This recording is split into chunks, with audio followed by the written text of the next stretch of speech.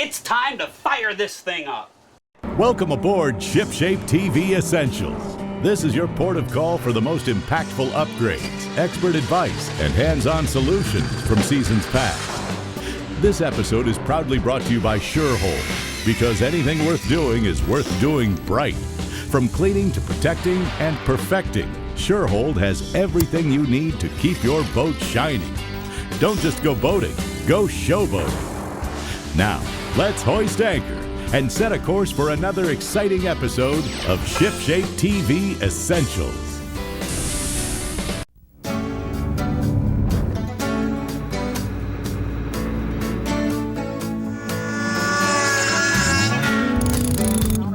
Hold, screw it down, and I'm again going to let this last out.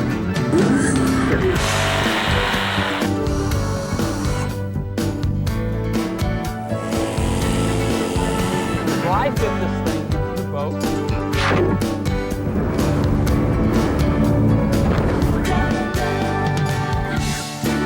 Yeah, we got another one back here, Gary.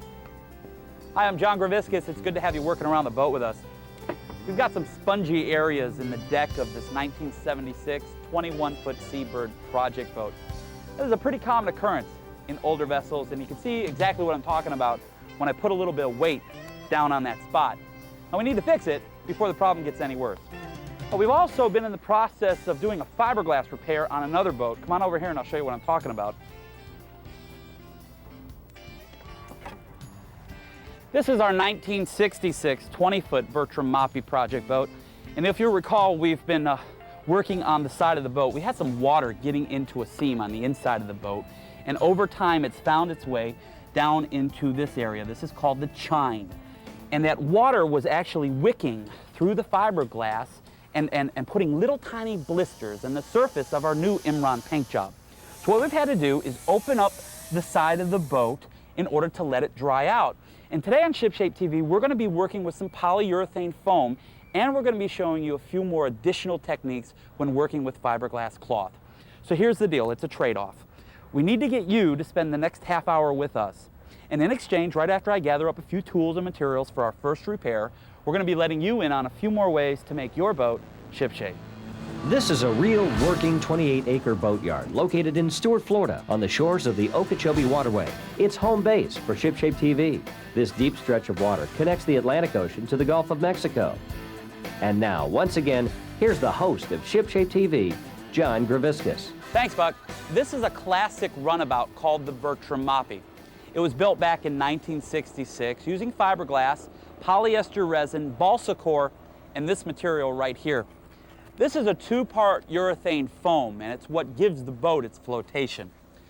Well, again, water somehow got in between a seam in the inner liner of the boat and the outer hull. It got down behind that seam, and it worked its way down into the chine area of the boat, and it absorbed into some original polyurethane foam back from 1966. Well, what happened was the water actually wicked through the fiberglass, contaminating the glass. And so what we've had to do first in this repair is we needed to seal the top side from any future water coming into that seam. So what we did is we ground back both sides of that seam, and then we wetted out some fiberglass cloth with some epoxy resin, and this is the result. We now have a very nice watertight seal on the top side, but we do have to deal with that repair that we've got going on down at that chine area. Now, if you recall, we had to open up the side of the boat again in order to dry it out. And we have to do some sort of a structural fiberglass repair here. And thank goodness we have a fiberglass expert who's joining us today, Steve Roberts. Steve, I want to thank you for stopping by. Hi, John. Thank you. You've been in on this from day one. Yep. What are we going to do to make this thing watertight again? Well, this is a very important part of the boat, John, this chine, and it's become a structural problem. We just can't patch this quickly from the outside. So what we're going to have to do is glass it from the inside. You'll notice that we did grind out the bad glass, and we found that we do have wet foam. That's important, Steve, Yeah. isn't it? You have to get that contamination out. Yes, we have to get it out to keep that water from coming under the paint. Now I can see here that our foam is in this area, and what we will do to make a good repair is go up above, take a look at it, and we're going to have to remove all the wet foam and let it dry out. Well, show me how we're going to do that. Let me get the ladder Sure. in place for you. Go ahead and lead the way. Now, what do we have? Well, John, what we have here is an inner liner which was designed by the designer and the manufacturer added this to house the foam flotation. The reason they do that is they can put a good amount high and outboard in the boat, so if it ever swamps, it'll sit high in the water. Well, it's going to work to our advantage because we can cut out some access holes here in our area, our bad area, and get in there and dig all the wet foam out, let it dry out, grind the inside of the hull nicely, and put our fiberglass right in there. Okay, well, if we're going to get this done, I better get suited up. Good advice, Steve. Yep. Thanks.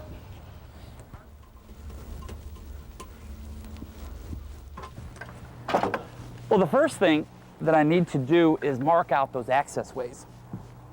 Now, Steve was recommending that we go with 2 of them here, leaving a support in between the 2. Now, we've got about a 40-inch area on the outside of the chine that we need to deal with. It's going to go from about here up to about here.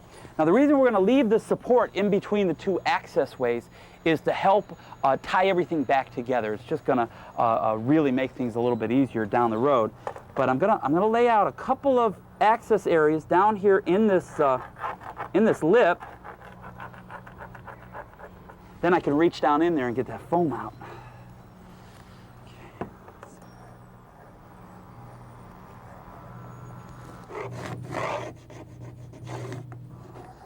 And now what I need to do is I'm going to take my cordless drill and I'm going to drill some holes. Now what this is going to allow is some room for my fiberglass blade on my saber saw. And take a look at this blade that I'm going to be using here. This is a diamond dusted blade, especially formulated for fiberglass. And notice that I taped off the face plate here. This is to keep marring down to a minimum.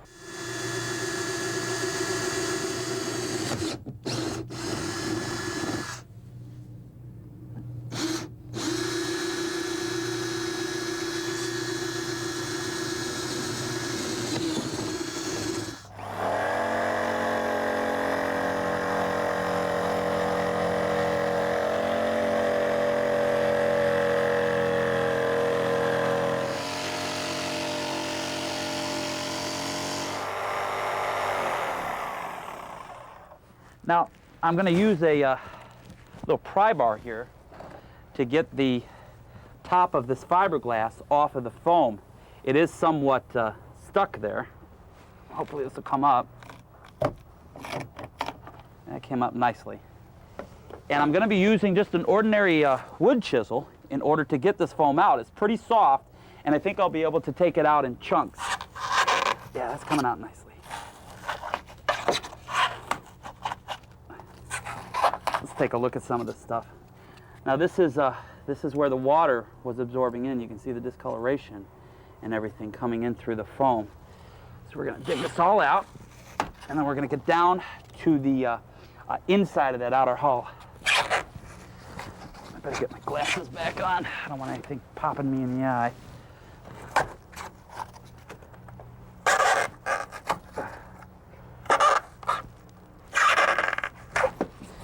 Well, there, that looks good. What I had to do was open up 2 additional holes to accommodate how far forward the grinding took place on the outer part of the hull. And now what I need to do is I need to vacuum out any leftover urethane foam.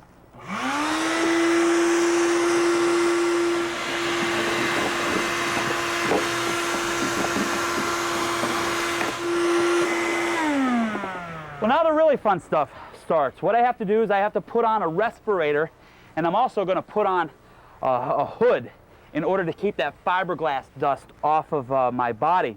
What I have to do is I have to etch the surface of the old glass in order to give the new glass something to adhere to. So what I'm going to be using for that is this right here. This is a 90-degree die grinder along with a 36 grit wheel, and I better get busy at this.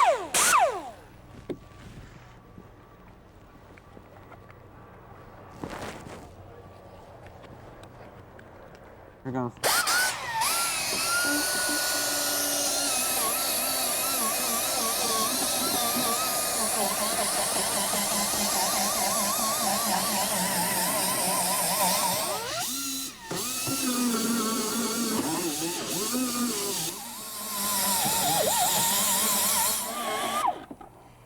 I think that about does it. Now what I need to do is I need to take any debris that's in the surface of that fiberglass off of the surface. And what I'm going to use for that is a clean rag along with a little bit of acetone. And this will wipe it all nice and clean, and then I can start laying in that new glass.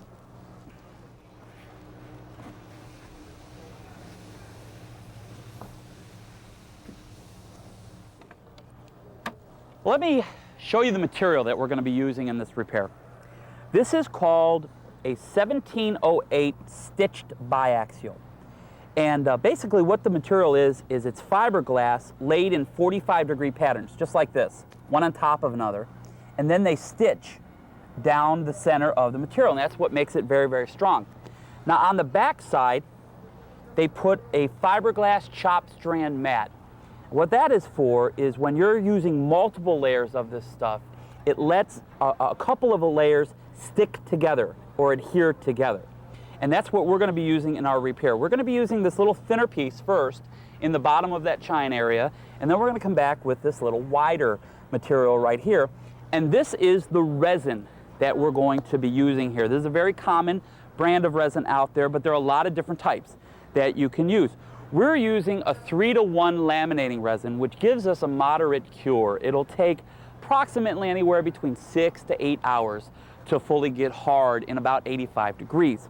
Now, where a lot of people get into trouble when they're doing this type of repair, especially when you're talking about these pumps, is they'll think that you have to pump 3 resins to 1 hardener. Well, the case is these things are preloaded. You want to do 1 pump to 1 pump, and then make as much epoxy as you want here, but you want to make sure that you stay with that ratio, 1 pump to 1 pump. That's going to give you the mix. That's just about enough right here. And now what I'm going to do is I'm going to stir it up, and we're going to wet out this, this cloth here. And this resin is a little bit messy, and what you might want to think about doing is invest in some rubber gloves like I have here to keep it off of your hands. I'll put these on. Then I'm going to use this throwaway brush, and I'm going to wet out the material until it's about clear, almost transparent. And that way you know that you've got the cloth good and wet. Now you'll also notice that I've put some plastic down on this table, and that's to keep the resin off of my wood. Then I can just take the plastic off and throw it out. I'm going to wet this one, and let's see if I got enough resin to wet this out as well.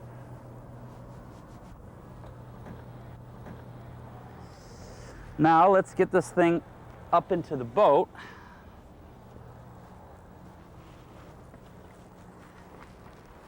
The reason I've got some plastic here is to keep it off of my finish.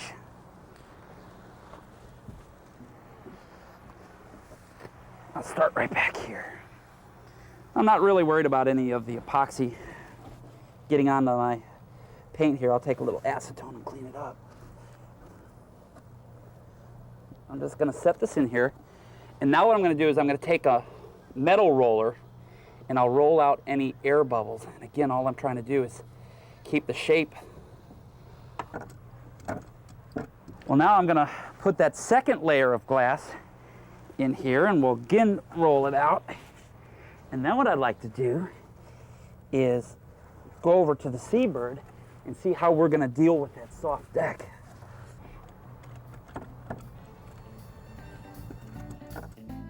As John cleans the epoxy resin off some of his tools, let's see what the G-Man himself looks for when buying a quality used boat. This time we're going to take a look at the hull bottom and how the shape of the bottom will actually affect the ride of the boat. Now, if it's a relatively flat bottom or a shallow V, it's going to ride incredibly smooth while at rest or while at slow speeds. However, when you get into some high-speed situations, the boat may have a tendency to pound on you, especially when you get into any waves over 2 foot. The next hull would be a deep V hull. Now, this is going to ride incredibly smooth through some rough waves, but get ready to rock and roll while at rest. Now, the modified V gives you some of the characteristics of both. It's going to ride relatively smooth in some rough waves, and it's going to ride relatively stable while at rest. But before you buy, evaluate your local waters. This is going to help determine what style V is best going to suit your family's needs. Hey, thanks, John. We're sure this boat buying tip will help a lot of people. But now it's time to get back into today's project. Well, it's going to take that fiberglass a little bit of time to set up, so what I'd like to get into is dealing with these soft spots that we have on our 21-foot Seabird. Now, we have 5 soft areas on this deck. One right here. You can see what I'm talking about when I put my weight on it. We have one over here in this corner. We have 2 a little bit farther forward, and we have one back here at the transom. Now, the reason a deck will get soft, especially on older boats, is mainly due to rainwater. What happens is the water will somehow get underneath the deck and into the core. Now, we're thinking the core on this boat for the deck is either plywood or it's balsa-core. And how it gets in there is maybe there wasn't a screw that got sealed in the deck, or maybe an actual seam has come loose and that's no longer sealed. Or there may be just little stress cracks into the fiberglass, and that's how that rainwater will seep down in there and start the process of rot. Now, what we need to do to evaluate just how bad this deck is we have to get rid of some different components on the boat. One, for example, is this T-top right here. It's attached to this center console. Now, the reason we need to get rid of this center console is, take a look at this. We have deck hatches all over this boat. We have deck actual hatchet. Look at this.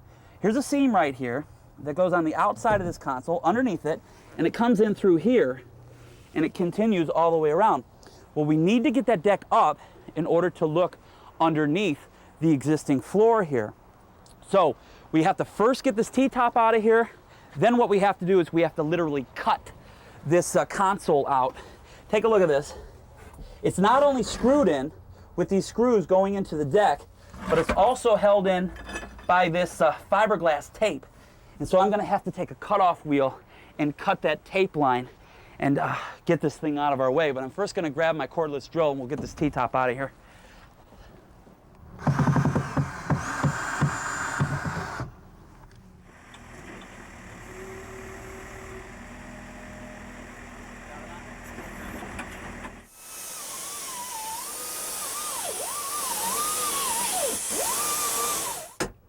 Well, the cutoff wheel really didn't do me that much good. I had to get a little persuasion out here in order to get this thing up. The epoxy down here in this wood seeped into the deck, and that's what was making it stick to it. And I've gone ahead and I've pried it up.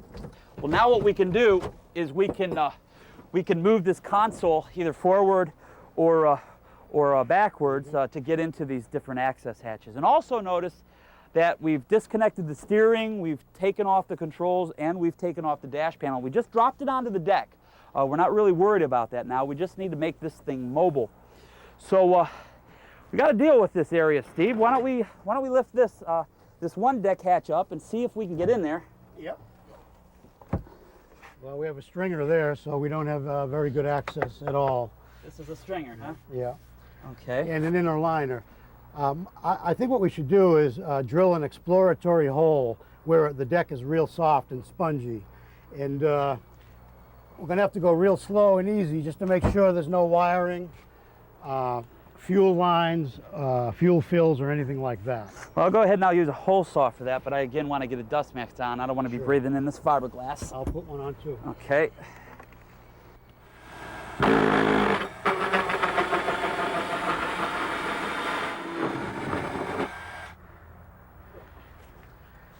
Top skin, John. Look at the off rod. of the hole saw, there's nothing left to the core. Look at this rod. Now, how far do you think this damage goes? We can chase it by tapping and stepping on it and see. I think it's fairly solid up here, and obviously it's real bad in here. Okay, let me continue going through this thing, okay? Sure.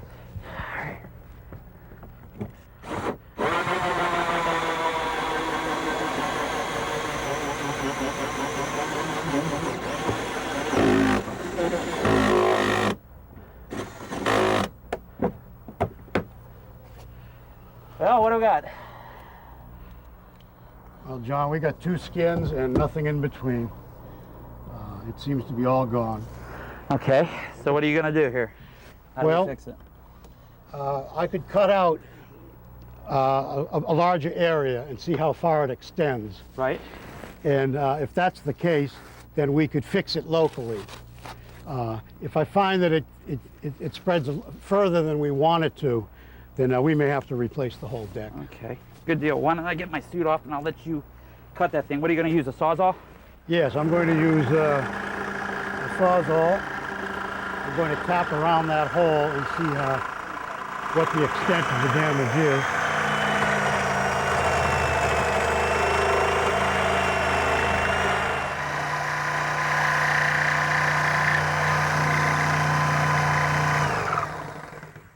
Steve, let's see how bad it is. There we go. Oh, great. Look at this. Yeah, we got some rot, don't we? There's not much left. It was balsa-core. Now, are we going to be able to patch it? Well, it goes all the way over to here and here. This doesn't look bad, and this doesn't look too bad here. But I would like to drill a few more exploratory holes in the rest of the deck and see what we've got. Good deal. Well, while you're doing that, what I'd like to do is I'd like to find out a little bit more about that 2-part urethane foam. And we have another special guest with us. His name is Al Braddock, and he's the president of the Clearcoat Corporation. Let's head over and meet him. Al, thanks for stopping by. John, my pleasure. We need to use a 2-part urethane foam to fill in this cavity in our Bertram Moppy project boat. And I know a lot of boat manufacturers use this material for not only flotation, but they also use it to add some rigidity to the hull. How does that all work? John, foam has been around for about 30 years or so in one form or another. And what happens is it starts as a 2-part liquid and ends up, when the product is mixed together, ends up as a very dense, lightweight product for flotation or sound deadening in boats or refrigerators or anything else. When you're mixing the stuff, do we need to wear safety glasses? No, I don't think so. It doesn't splatter, it doesn't splash? No. Okay, nothing like that. Well, I'm going to jump in the boat. Now, I've already done some glassing here, Al, and what I need to find out is, do I have to prep the surface of the glass prior to putting the foam into that cavity? Not here, John. We're all ready to go. We have a little incline here, so I want to make sure that I'm pouring on the top side of that incline. Also, I'm going to be laying a bead all the way along the bottom and let it expand. Now, if that's not enough, we'll mix up another batch and we'll pour that in. And are we about ready there? Yes, we are about ready. Whenever you're set, hand it up, because this does kick off very, very quick. And I'm going to be pouring. Again, I'm going to start at the top and go downhill. Also notice that I've taped off the area. If any little foam does come up, this tape will catch it. And there it goes. It's starting to kick. Now, Al, I splashed just one little drop on my deck here of the foam. What can I use to get that off of my surface? I know it's been pretty tricky to get foam off. Yes, it is. The best thing that we found is a paint stripper with a little methylene chloride in the formula itself. Right. They can put the methylene chloride paint stripper on a rag, wear gloves. It's very caustic. I think I'm going to need you to mix up another bucket. Can you do that? Yeah. Okay, well, this ought to do it right here. Okay, cool. Okay, let me do this. Now, Al, hopefully this is going to kind of come over the top a little bit, and I want to cut it down flat. And then what I want to do is put these pieces of fiberglass back into our area, you know, and ferre everything back in. Right. Now, I'm going to take a knife and cut the surface of this foam off.